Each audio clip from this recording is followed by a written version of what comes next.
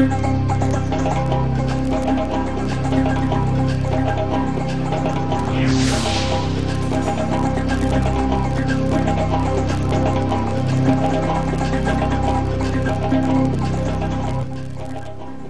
situation sécuritaire au nord du pays continue d'alimenter les grandes concertations du moment et au plus haut sommet, les partis politiques ont élaboré un plan d'action de sortie de crise remis aujourd'hui au président de la République. Les élections 2012, les différents acteurs se préparent et surtout se forment. Plusieurs journalistes de l'audiovisuel sont en formation à la Maison de la Presse, une formation initiée par le ministère de la Communication en partenariat avec CEFI. 4 bébés, tous se portent bien. C'est un quadruplé que célèbre la famille Koulibaly. Nous irons partager ce bonheur en fin d'édition. Nous sommes vendredi 10 février 2012. Bonsoir à tous et bienvenue à cette édition. Le représentant spécial du secrétaire général des Nations Unies pour l'Afrique, Saïd Djinnit, a été reçu ce matin en audience par le président de la République. Les entretiens ont surtout porté sur la crise au nord Mali. Une situation préoccupante selon les Nations Unies qui appelle à la cessation des hostilités et préconise le dialogue inclusif pour des solutions durables. Nous proposons d'écouter Saïd Djinnit, le représentant spécial du secrétaire général des Nations Unies pour l'Afrique, à sa sortie d'audience, propos recueillis par Sidiki Dambélé. Je lui ai fait part de la préoccupation du secrétaire général et de son attachement à la paix, à l'unité, l'intégrité et le développement du Mali. Le président a réaffirmé la détermination et la volonté du gouvernement de s'engager dans un dialogue visant à trouver des solutions durables en partant des accords passés dans le cadre des institutions du pays. Je me suis réjoui de la disposition déjà manifestée par le gouvernement au dialogue et je saisis l'occasion pour me faire l'écho et réitérer l'appel qui a été fait par le secrétaire général hier, dans lequel il a appelé à la cessation des hostilités qui est nécessaire pour que les efforts en cours en vue d'un dialogue inclusif soient couronnés de succès et pour permettre aussi de trouver des solutions à la situation humanitaire qui a été créée par les événements. Alors, quelle analyse vous faites de cette situation et quel soutien les Mali peuvent attendre des Nations Unies?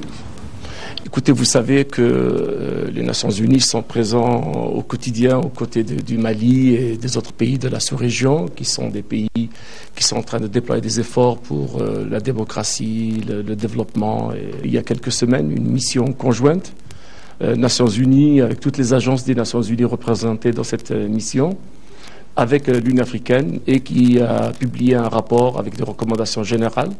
Ce rapport et ces recommandations sont sur le point d'être déclinés sous forme d'actions concrètes qui seront mises en œuvre au profit des pays de la sous-région et notamment du Mali pour trouver des solutions, pour appuyer les efforts de ces pays, le Mali et les pays de la sous-région, dans le cadre des actions immédiates, des questions à moyen terme et des questions à long terme pour trouver des solutions durables à la stabilité dans la sous-région du Sahel. Voilà, le représentant spécial du secrétaire général des Nations Unies pour l'Afrique, Saïd Djinnit, à sa sortie d'audience. Pour mettre fin à la crise qui secoue le Nord Mali, la classe politique malienne dans son ensemble a fait une série de propositions contenues dans un document appelé Plan d'action que les représentants de la classe politique ont présenté aujourd'hui au président de la République. C'était à Koulouba, un plan d'action accepté par le chef de l'État qui devra l'examiner avant sa mise en œuvre. Sidiki Dambélé. À l'unisson, la classe politique malienne est résolument engagée à trouver une solution durable à la crise qui secoue le Nord Mali. Ainsi, au terme de multiples concertations et échanges tous azimuts, nos hommes politiques ont élaboré un plan d'action de sortie de crise. Plan d'action que les 4 représentants de la classe politique ont soumis ce vendredi au président de la République pour appréciation. Nous nous sommes mis d'accord sur l'ensemble des points qui avaient été proposés. Et je pense qu'à partir de maintenant, nous allons commencer à mettre en œuvre ce plan d'action. La réaction du président a été une réaction tout à fait positive. Vous savez, ce que nous recherchons tous, lui comme nous, comme vous, c'est que dans ce pays, on arrive à instaurer la paix et à faire en sorte de restaurer un climat propice à l'organisation d'élections crédibles et transparentes, et un climat propice également au développement de ce pays, tout simplement. Si ce n'est pas un secret, est-ce qu'on peut savoir le contenu de ces plans d'action?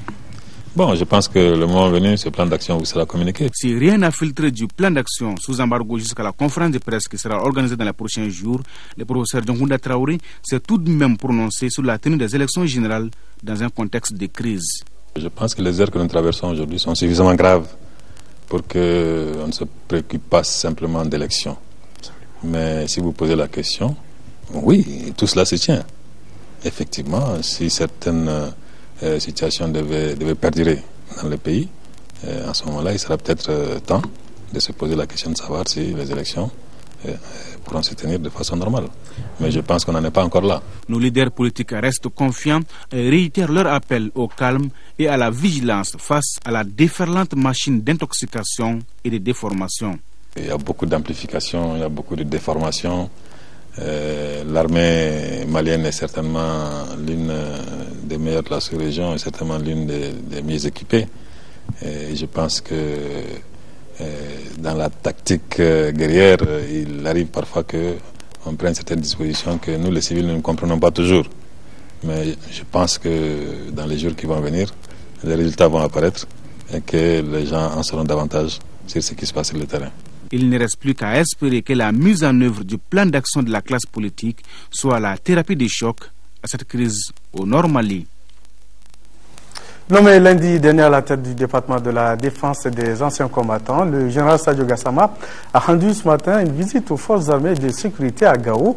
Engagés pour la défense du territoire national du Mali tout entier, les militaires sont plus que jamais déterminés à accomplir leur mission. Au nom du président de la République, Amadou Toumani Touré, chef suprême des armées, le ministre se dit prêt à faire face aux doléances des forces armées afin que le pays soit honoré. Il a exhorté les populations à avoir confiance en leur armée.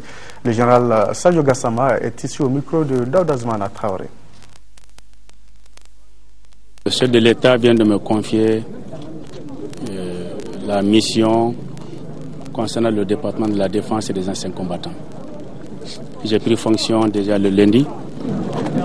J'ai décidé ce matin de venir passer la journée avec eux pour essayer de prendre connaissance des problèmes qui se posent sur le terrain et envisager en ce moment des solutions pour essayer de les aider, en tout cas à exécuter la mission dans les meilleures conditions.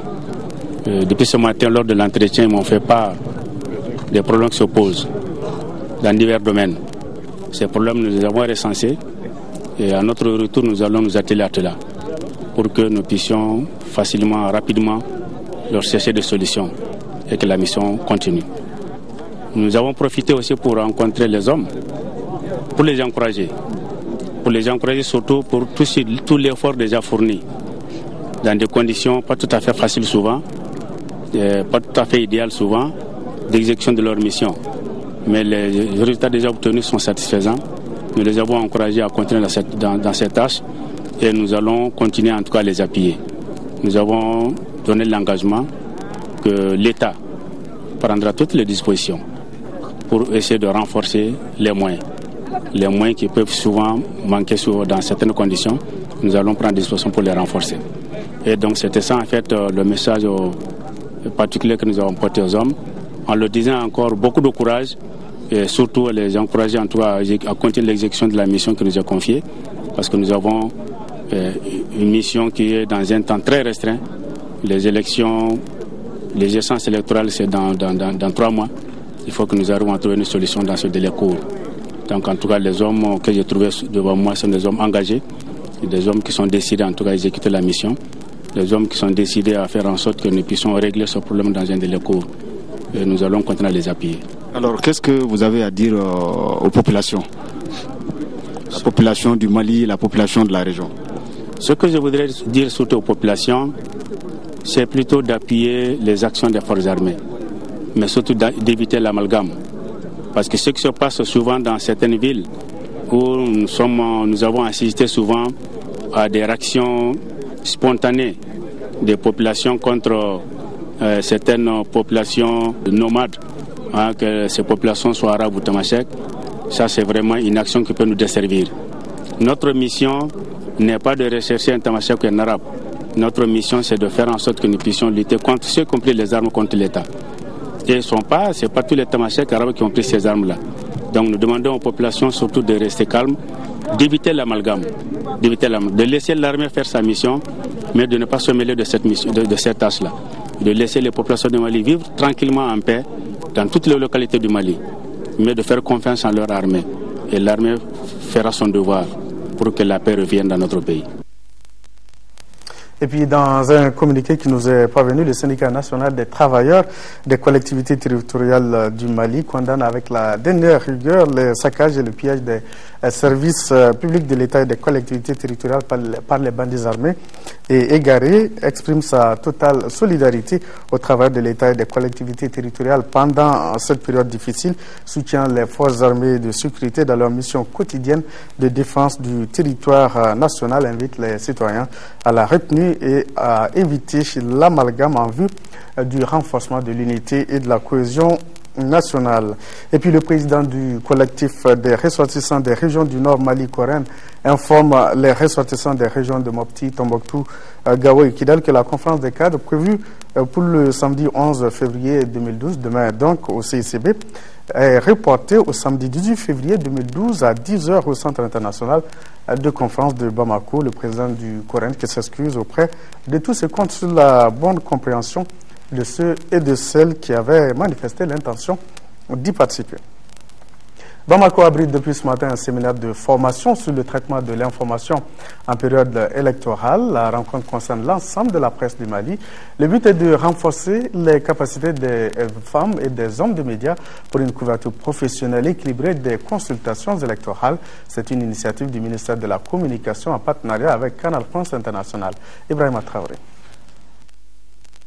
La presse malienne a l'école de l'éthique et de la déontologie. Elle est appelée à couvrir avec professionnalisme et objectivité les différentes phases du processus électoral que le pays s'apprête à organiser. La formation porte sur le traitement de l'information en général, la couverture journalistique de l'actualité politique, la réalisation de débats politiques, le rôle du journaliste et la dynamique d'antenne. Les travaux sont dirigés par des experts de Canal France International. Je me félicite de la coopération française. Au travers de Canal France International, notre agence de coopération média a été sollicitée pour vous accompagner en ces moments clés de l'actualité politique nationale que constituent les prochaines élections présidentielles. Ces journées témoignent aussi, je le dis avec beaucoup de conviction, de la détermination sans faille de la France à contribuer au bon déroulement des élections au Mali. La France est attachée au respect des institutions maliennes, à son unité, au calendrier et au processus électoral engagé au Mali. La période électorale, que de challenges pour les femmes et hommes de médias, dicte le ministre de la Communication. En ce moment crucial, la presse détient, selon le porte-parole du gouvernement, à la fois le rôle et la responsabilité de la mobilisation sociale, la sensibilisation et l'information.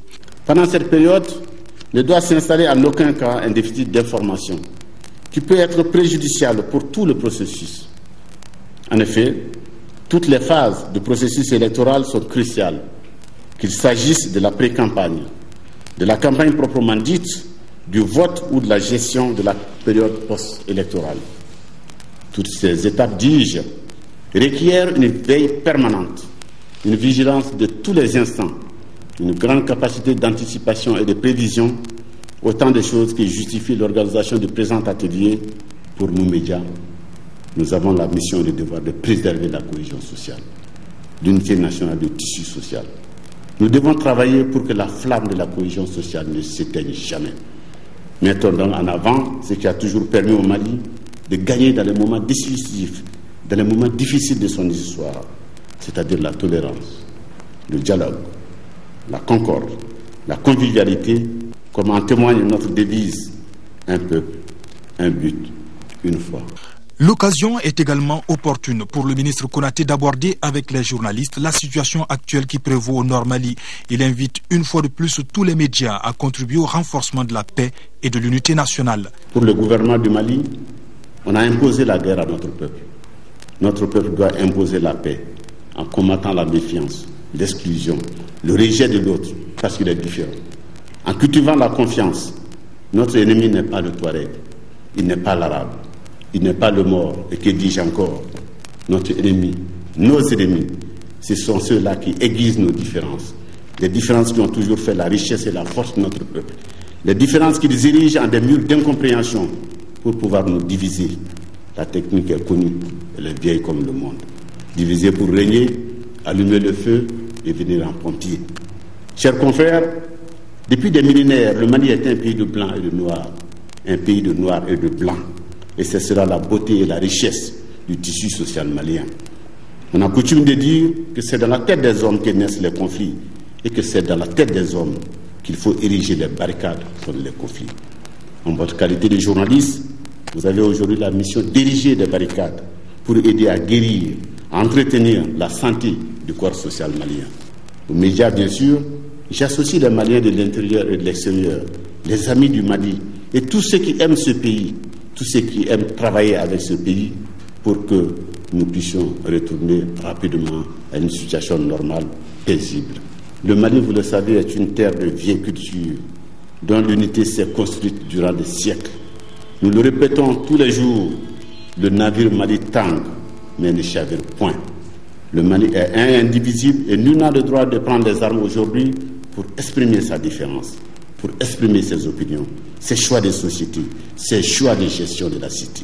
Ces assises qui concernent les journalistes des médias publics et privés du Mali durent 8 jours. Au terme des travaux, le ministère de la Communication et son partenaire CFI entendent constituer une véritable masse critique de journalistes capables d'assurer la couverture des élections avec professionnalisme et responsabilité. Et justement, toujours par rapport à ces élections, les travaux du colloque sous-régional sur la surveillance des élections sont achevés cet après-midi à Bamako. Ce colloque visait à échanger les expériences sur les meilleures techniques d'observation des élections et à débattre de l'intégration de la technologie dans le suivi des scrutins. La rencontre de 5 jours a abouti à l'adoption d'une déclaration. Dans cette déclaration, les participants saluent la volonté du gouvernement malien d'organiser des élections libres et transparentes en 2012. Compte rendu Bourama Traoré.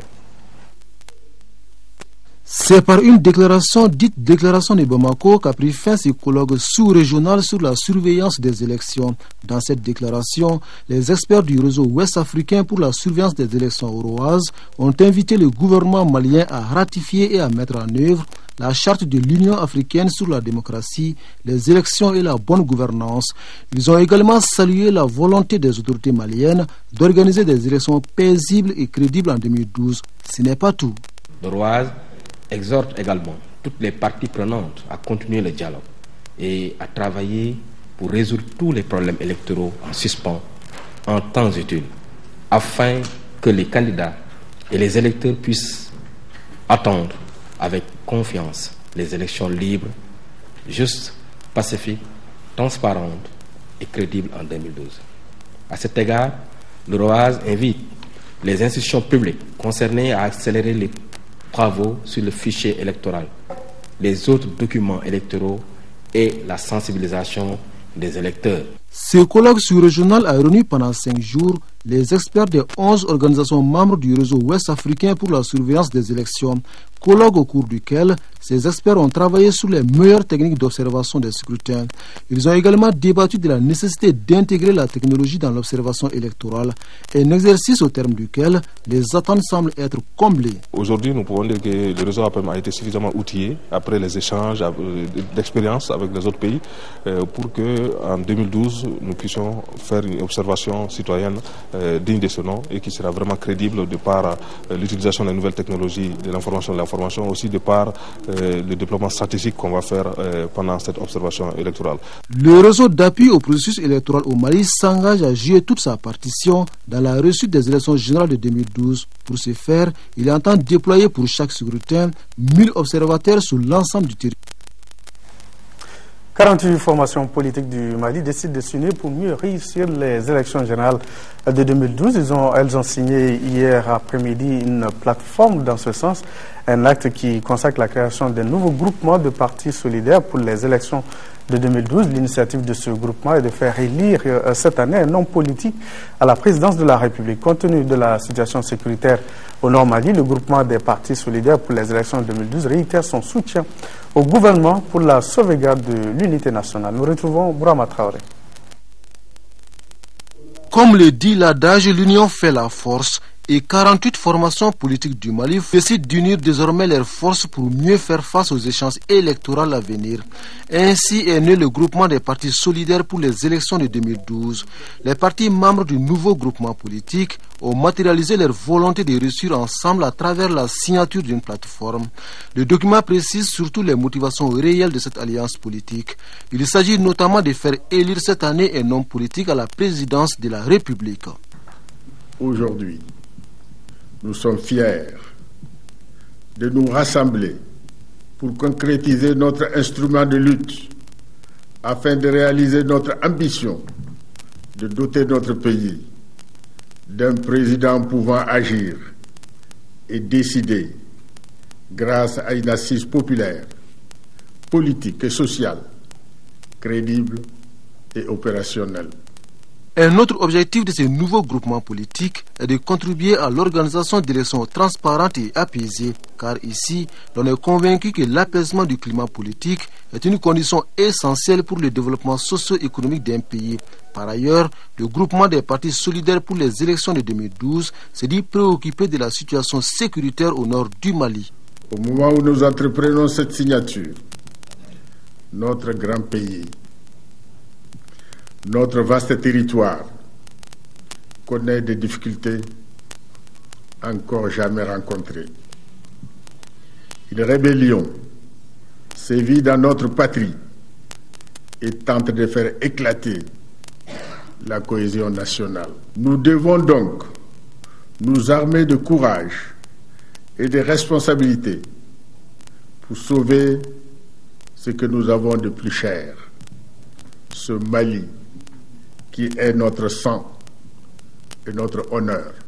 Le groupement des partis solidaires pour les élections de 2012 exprime toute sa solidarité et tout son soutien au gouvernement. Pour lui, il convient aujourd'hui de resserrer les rangs pour faire face aux bandits armés, car la sauvegarde de l'unité nationale en dépend. Le Maouloud, baptême du prophète Mohammed paix et salut sur lui, a été célébré hier partout au Mali. Il a été marqué par des prières, des chants religieux et des bénédictions pour le pays. En plus des mosquées et autres espaces publics, une grande mobilisation a été organisée du côté du stade du 26 mars. Près de 50 000 personnes ont fait le déplacement pour assister aux prêches du président de l'association en Sardine, Ousmane Chérif Madani Aïdara. Et pour cette nuit de prière, les délégations sont venues d'Afrique, d'Europe et d'Asie pour prendre part à la cérémonie. Mohamed Diarra. Le prophète Mahomet, paix et salut sur lui, serait né un lundi soir du 12e mois du Rabi Awal. Les musulmans le considèrent comme le dernier des prophètes du monothéisme. Sa naissance et son baptême sont célébrés partout par la communauté musulmane, une tradition respectée à la lettre au Mali. Cette année, pour son baptême, mosquées, espaces publics et autres lieux de rassemblement ont été pris d'assaut par les fidèles. Des prêches, des zikrs, des prières, tout pour rendre hommage au miséricordieux. Et les orateurs parlent surtout de la vie du prophète. Au Mali, le Mawlid se fête dans un contexte de crise au nord, un sujet d'une envergure nationale qui était au centre des prêches des différents imams et autres guides spirituels. Je lance un appel à tous les fils du pays. Le Mali est un pays de dialogue, est un pays de l'islam. Si on s'assoit pour discuter, vraiment, on sait qu'on va convenir à une chose. Au stade du 26 mars, c'était la grande mobilisation. Le président de l'association en Sardine, comme tous les ans, avait rendez-vous avec ses disciples. Les 50 000 places du stade et la pelouse étaient noires de monde. Plus de 4 000 personnes, s'il vous plaît.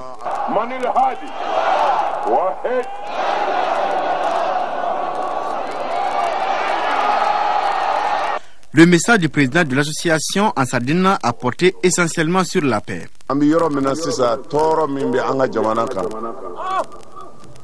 Jango akorovela ambeka ngangania ke kelinyi kanyo mene bolo kelena nim balawi ani nin toroy ani nin baski baliyay nim se ka bo jamana kono chomna ni jamana de nyuma ngele be kuwe anye dugaw kala ya mauludu do ambi dugaw kala bi mauludu de ngondi amba nyine ala fe toro mbi jamana inka ala ba do ya rabbi ala ka toro wuli ka boy dekun min bi jamana in ka ala ka dekun wuli jamanadenw ka an kan bɛɛ ka don da kelen fɛ ka bɔ da kelen fɛ bɛɛ ka lafiya ala k'o nɔgɔya n ye. Pour ce grand rendez-vous, des fidèles musulmans ont noté la présence d'une vingtaine de délégations venues d'Afrique, d'Europe et d'Asie pour écouter Ousmane Maden Chérif Aïdara, ce qui donne à cette association une dimension internationale. On prie beaucoup Dieu que Dieu puisse éteindre ce feu-là, donc pour amener la stabilité dans le pays.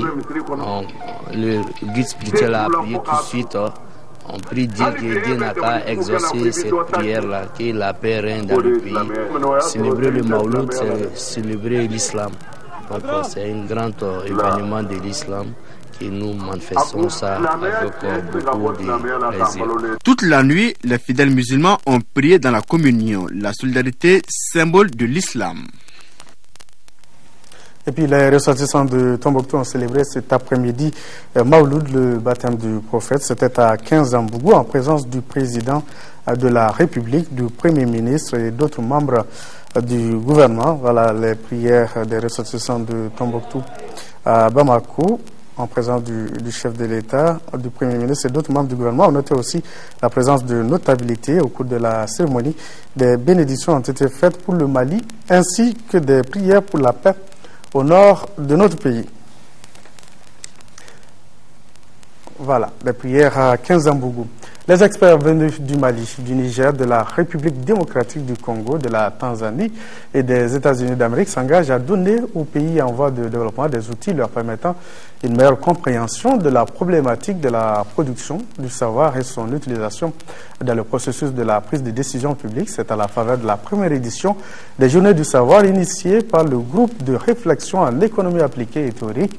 Ces journées qui se tiennent au Centre régional de l'énergie solaire Crest de Badalabougou permettront aux experts d'échanger leurs connaissances sur plusieurs thèmes qui constituent des thèmes d'actualité, parmi lesquels le rapport entre le savoir, l'enseignement supérieur et le partenariat. Abdraman Maïga.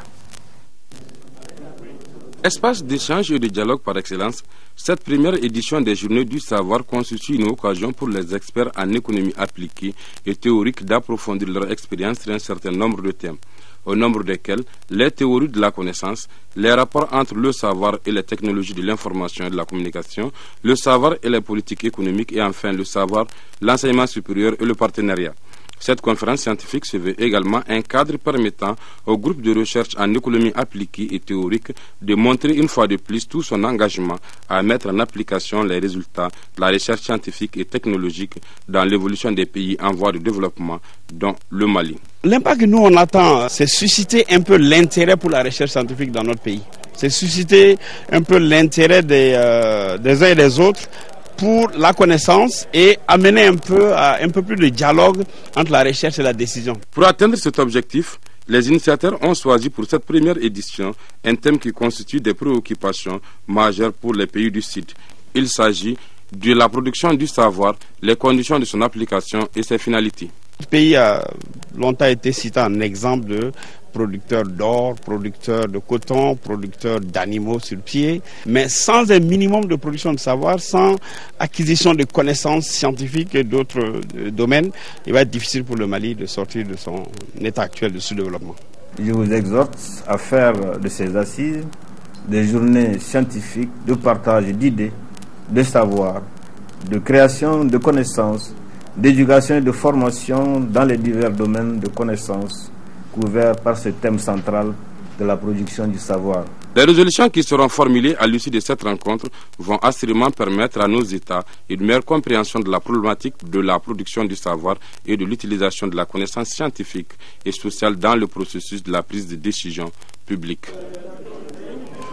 L'actualité régionale, c'est avec les travaux du Forum sur la valorisation du rôle et de la place des autorités dans le cadre de la démocratie et de la décentralisation qui ont pris fin à la Chambre de commerce et d'industrie de Mopti au terme de 2 jours d'échange et de partage. Les différents acteurs venus des régions de Tombouctou, Gao, Kidal et Mopti ont recommandé l'opérationnalisation des textes portant sur les motivations et indemnités des chefs de village, de fractions et de quartiers, ainsi que la professionnalisation de la fonction des chefs de village, de fractions et de quartier. Nous retrouvons Ortem Mopti, Yacouba Maïga.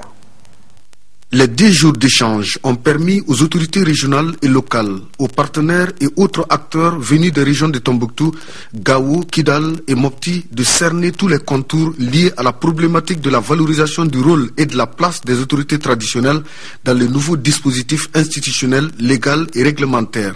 À la lumière des débats, les participants ont formulé un certain nombre de recommandations allant dans le sens du repositionnement des chefs de village, de quartiers et de fractions adaptés au contexte de la décentralisation. Le forum de Mopti recommande accélérer la procédure de nomination et de régularisation des cas de ceux investis sans décision et à l'investiture des chefs de village, fractions et quartiers. L'application correcte des textes de la décentralisation. L'opérationnalisation des textes portant sur les motivations et indemnités des chefs de village, fractions et quartiers. Pour les participants, les mesures et mécanismes trouvés pour valoriser les autorités traditionnelles contribueront non seulement à l'enracinement de la démocratie et de la décentralisation, mais surtout à la culture de la paix et de la cohésion sociale. Revaloriser aujourd'hui les chefs traditionnels ne pourra que remettre les choses en selle pour qu'on puisse revenir à nos valeurs sociétales. Si aujourd'hui ces valeurs sociétales sont effritées, c'est ce qui nous a amené à beaucoup de dérapages. Ensemble, nous avons acquis la conviction que le contexte aujourd'hui exige que nous fassions l'accord conciliant entre les légitimités traditionnelles et le régime représentatif. Et je peux vous assurer que les conclusions et les recommandations pertinentes issues de vos travaux seront soumises à l'appréciation bienveillante des plus hautes autorités nationales. A signaler que le forum de Mopti s'inscrit dans le cadre de la mise en œuvre du plan triennal 2010-2012 de CRI 2002 qui est en partenariat avec la coopération suisse et le ministère de l'administration territoriale et des collectivités locales. Et nous restons toujours en région avec les travaux. Le ministre de l'élevage et de la pêche, Bokari Tereta, qui a présidé hier à Caille la 4e session du comité de pilotage du projet d'appui au développement des productions animales de la zone Caille Sud, le PADEPA KS. Le comité s'est penché sur le procès verbal et les recommandations de la 3e session, le rapport technique et financier 2011 et le programme d'exécution technique et financière 2012. Au terme Caille, le compte rendu de Idrissa Goulou Sissoko. Cette 4e session du comité de pilotage du projet d'appui au développement des productions animales dans la zone de Caille Sud, PADEPA KS, se tient à un moment où les actions du projet sont visibles sur le terrain. En effet, au-delà de la signature des conventions, la mise en œuvre des programmes d'amélioration des productions avicoles de lait et de viande est en cours. 2 mini-laiteries ont été construites à Caille et Kita, le placement de 96 zubis morts, 55 taureaux d'ama, entre autres. Au cours de la rencontre, après la présentation du procès verbal et des recommandations de la 3e session, la présentation du rapport technique et financier et le programme d'exécution technique et financier 2012 par l'équipe du projet, les administrateurs ont pu poser des questions de compréhension et d'éclaircissement. Le projet doit faire des travaux de construction dans la zone de Caille Sud, notamment dans les cercles de Caille, Kita, Baflabé et Kenyeba, ainsi que des infrastructures de développement d'élevage. Nous devons aussi circulaire des mares et réaliser des puits et des forages. Et nous allons mettre un accent particulier sur ces investissements avant le 31 décembre 2012 pour avoir un taux de décaissement acceptable de 60%. Toutes ces infrastructures permettront de satisfaire les attentes des bénéficiaires, dira le ministre de l'élevage et de la pêche. La conduite à terme de ces chantiers permettra, c'est du moins notre conviction, de satisfaire davantage les attentes des bénéficiaires par l'augmentation du nombre d'infrastructures et d'investissements en faveur du développement de l'élevage dans la zone de Caille Sud. Et bien sûr, d'augmenter le taux de décaissement du projet. Elle permettra en outre la génération dans les prochains mois de plus de 300 nouveaux emplois permanents et non permanents dans le cadre de la mise en œuvre des programmes relatifs à la formation, à la mise en place du réseau des mandataires, au balisage des axes de transhumance et à la gestion des parcours. Des recommandations ont été formulées, à savoir prendre toutes les dispositions pour procéder à l'exécution de tous les marchés programmés, parachever le processus de concertation sur la problématique des feux de brousse et des axes de transhumance. 295 millions de francs CFA, c'est le coût global du projet Village Ami des Filles, initié par Plan Mali. Ce nouveau projet de 3 ans a été lancé hier dans le village de Boubouéré, dans la commune rurale de Konobougou. Il vise à susciter le développement global, harmonieux et durable de Boubouéré. Au thème Ségou, c'est un reportage de Amaïgré au Gobaradolo. Projet Village Ami des Filles. Projet à partir duquel Plan International entend promouvoir un développement intégré et durable avec pour centre d'intérêt la fille, j'allais dire l'enfant tout court. Le village de Boubouéré est l'élu bénéficiaire. Un partenariat qui investit à donner une solution à la scolarisation des filles, surtout en mettant l'accent sur les filles en situation défavorable, fait une mission humanitaire.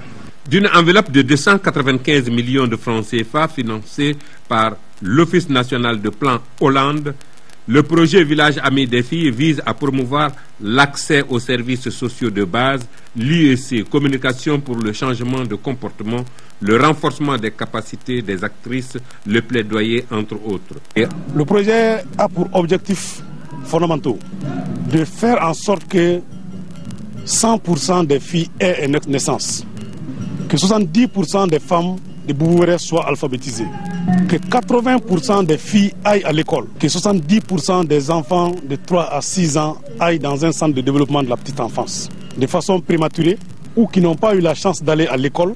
Également que les filles qui ont quitté l'école bénéficient d'une formation pré-professionnelle. Le sous-préfet de Konobougou a salué les efforts de Plan International pour la cause de la petite enfance, sinon le développement du cercle de Baroueli. C'est aussi le lieu d'adresser mes vifs remerciements à l'Office national Plan Hollande et à travers le Plan Mali pour son accompagnement à la mise en œuvre de la politique nationale de la promotion de la femme et de l'enfant, mais aussi de l'éducation au Mali. Les élèves ont produit un sketch pour illustrer l'essentiel de leurs droits. Aussi, 8 écolières du second cycle à Kalaké ont bénéficié de bicyclettes pour leur transport. 4 nouveau-nés, tout beaux, tout chauds et tout mignons, et tous pour un seul couple. C'est un quadruplé gagnant. Adama Koulibaly à Awaba, domicilié à Bakou-Djoukouroni à CI, en sont les parents heureux. Et puis la seule fille de la petite bande, elle naît la semaine dernière à la clinique Maharouf dans l'ACI 2000. L'autre bonne nouvelle, c'est que tous se portent bien. Ils savent déjà qu'ils ont un ministre, puisque le ministre de la promotion de la femme, de l'enfant et de la famille leur a rendu visite cet après-midi. Objectif s'enquérir de leur état de santé et réitérer l'engagement du gouvernement à les accompagner. Reportage de Tchemogo Konaté. Des triplés, on les connaît. Des quadruplés, c'est un événement. Ils s'appellent Fatoumata, Omar, Abdoulaye et Mohamed Koulibaly. Ces nouveaux-nés ont vu le jour la semaine écoulée à la clinique Maharouf dans l'ACI 2000. Tous se portent bien. Ils ont reçu ce vendredi soir la visite du ministre de la promotion de la femme, de l'enfant et de la famille. Le président de la République, c'est l'ami des enfants. Et à ce titre, son premier souci, c'est de savoir que les enfants sont en bonne santé au Mali. Et la naissance des quadruplés, c'est une grande joie, surtout en cette journée de Maouloud. À cet effet, le ministère de la promotion de la femme, de l'enfant et de la famille doit venir pour manifester son soutien à l'égard de la famille et à l'égard de ces enfants-là. Cette visite du ministre intervient à un moment où la communauté internationale célèbre la Semaine mondiale de lutte contre la pratique de l'excision. C'est pourquoi elle n'a pas manqué de lancer ce message. J'ai dit aux parents d'en tenir compte parce que Dieu a fait la femme, n'a pas dit de retirer une partie. Donc de laisser la fille comme telle et qu'elle vive sa vie avec son destin. Le ministre leur a offert des couches, des kits de lavage et une enveloppe symbolique avant de formuler des bénédictions. Voilà, longue vie à ces beaux enfants. Les activités de la rentrée littéraire se poursuivent ici à Bamako. Hier, c'est le roman intitulé Sundiata, fils du Mandé de Boubou Doucouré qui a été dédicacé. Un livre que vous pourrez trouver bientôt en bande dessinée. L'auteur a saisi l'opportunité à l'Institut français de Bamako pour présenter au public la bande-annonce du film. Boubou Doucouré nous parle des objectifs de son projet et au micro de Ibrahima Traoré. j'ai voulu en faire un projet qui me permettrait de communiquer cette histoire beaucoup plus vers les générations à venir. C'était un petit peu ça mon objectif. Donc je suis parti sur de l'existant, sur les écrits d'autres écrivains déjà là, scientifiques ou historiques, sur des notes publiées ou non par d'autres grands chercheurs comme Amadou Djadje Coulibaly, et aussi de tout ce qui est tradition orale, de tout ce qui est chanson du terroir, chanson du mandingue. Donc c'est un petit peu toute cette histoire-là, tout ça qu'on a mis ensemble. Et j'ai essayé de faire lever le voile un peu sur tout ce qui avait un peu comme contradiction entre les différents scénarios possibles, comme anachronisme et tout ça, pour essayer de mettre en place un scénario plus ou moins uniforme. Mais je n'aurais pas la prétention de dire qu'il y a des choses mieux dites que d'autres, ou qu'il y a des choses que les autres n'ont pas dites, ou que ce que j'ai dit, c'est ce qui est ou c'est ce qui a été. Mais plutôt que j'ai voulu raconter cette histoire, que j'ai voulu la raconter à ma manière, pour que nos enfants, pour que nos petits frères, pour que le monde extérieur, le monde international puisse connaître Soundiata. On parle de Soundiata, mais quand on parle de l'histoire de Soundiata, ce n'est pas Soundiata. Ce n'est pas Soundiata.